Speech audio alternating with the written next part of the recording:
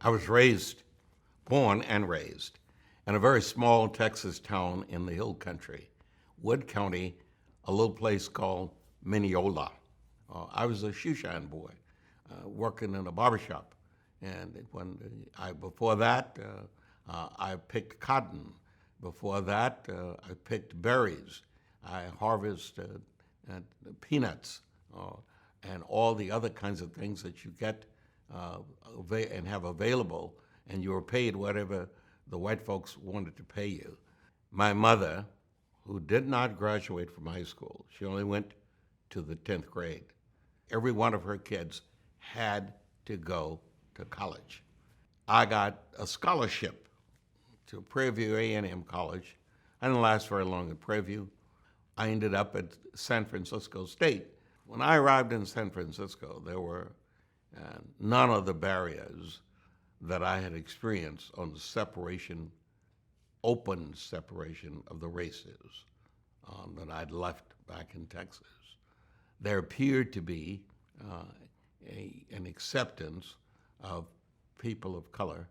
There was also some other people of different colors here.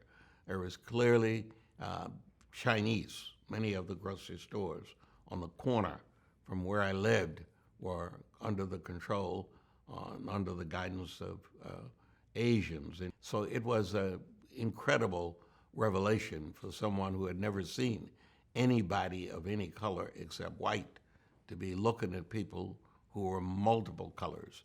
And then to hear the different languages being spoken by all of these people in the accents, it was all incredibly revealing.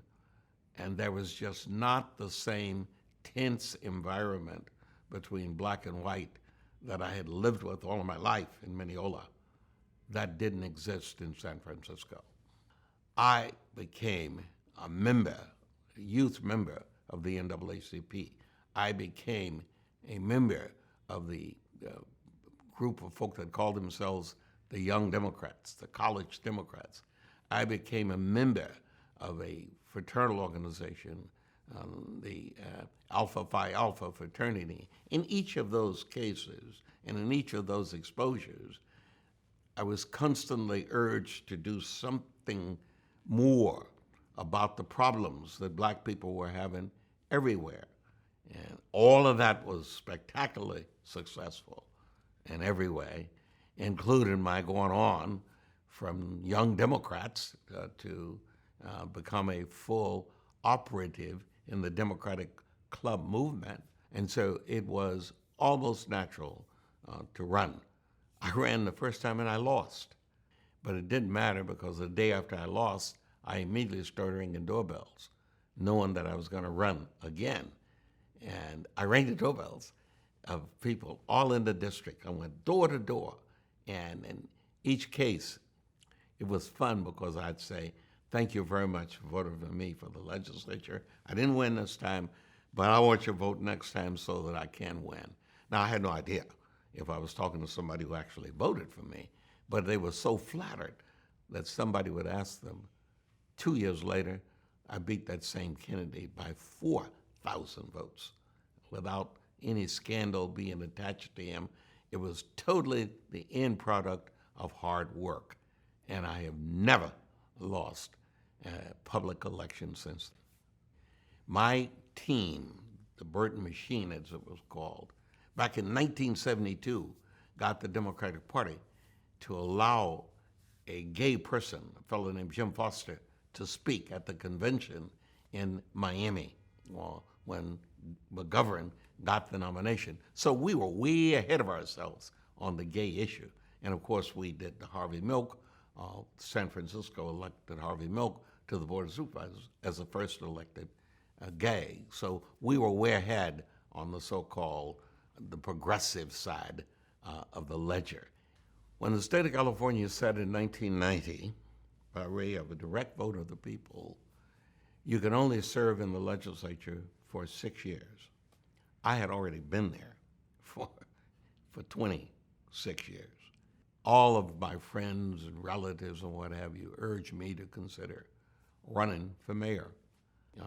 I didn't really want to be the mayor of San Francisco, because my friend George Moscone had been assassinated back in 1978, and I always considered the mayor's job not a good one because of that experience. I had an option.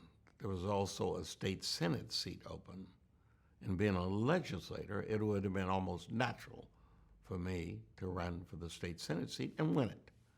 The polls showed that I could win either senate or mayor. I beat an incumbent mayor of the city and county of San Francisco, and then I served for the maximum amount of time you can serve in the mayorship, 8 years. But more importantly for me, during the time that I did serve, I had an opportunity to assist people in their careers that are still serving. My involvement with the civil rights movement caused me to really become sensitive to the need to make sure black people consistently acquired power and discharged that power on behalf of trying to equalize opportunities for people of color and for people, period, in America. I want African American kids to hold in public office at the same level as doctors, lawyers, engineers, college professors.